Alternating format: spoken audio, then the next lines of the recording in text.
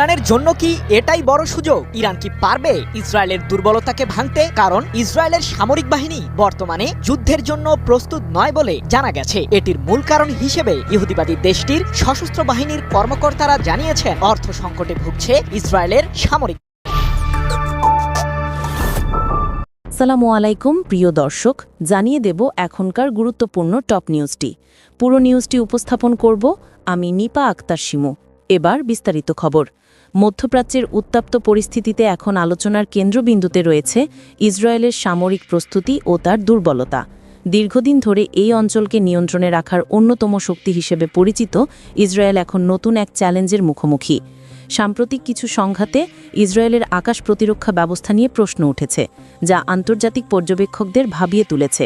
ইসরায়েলের আয়রন ডোম ব্যবস্থা বহুদিন ধরে তাদের প্রধান ভরসা, কিন্তু সাম্প্রতিক সময়ে বিপুল সংখ্যক ড্রোন ও ক্ষেপণাস্ত্র হামলার মুখে এই প্রতিরক্ষা কাঠামো যেন টালমাটাল হয়ে পড়েছে।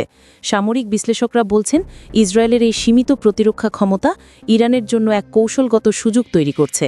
অন্যদিকে ইরান গত এক দশকে তার সামরিক শক্তি বহু গুণ বৃদ্ধি করেছে।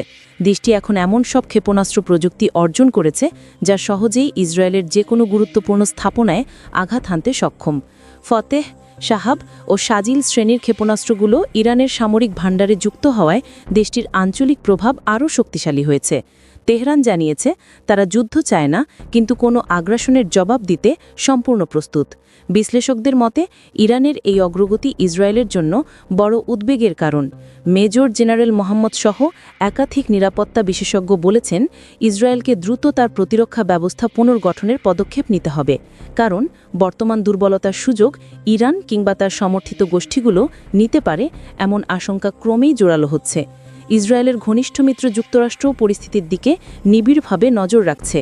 যদি এই উত্তেজনা আরও বৃদ্ধি পায়, তবে পুরো মধ্যপ্রাচ্য নতুন এক সংঘাতের মুখে পড়তে পারে। এতে কেবল ইসরায়েল ও ইরান নয়, বরং পুরো অঞ্চলের স্থিতিশীলতা মারাত্মকভাবে ক্ষতিগ্রস্ত হতে পারে। তবে রাজনৈতিক পর্যবেক্ষকরা আশা করছেন, উভয় দেশ সংযম দেখাবে এবং যে কোনো ধরনের সামরিক উস্কানি থেকে দূরে থাকবে, কারণ এই অঞ্চলে আবারও যুদ্ধ শুরু হলে তার ধাক্কা কেবল মধ্যপ্রাচ্য নয়, গোটা বিশ্বের অর্থনীতি ও শান্তির উপরও পড়বে। প্রিয় দর্শক, এই ছিল এখনকার গুরুত্বপূর্ণ নিউজ। আরও গুরুত্বপূর্ণ নিউজ নিয়ে ফিরছি কিছুক্ষণের মধ্যে। নিউজগুলো সবার আগে দেখার জন্য এই চ্যানেলটি সাবস্ক্রাইব করতে ভুলবেন না। ধন্যবাদ।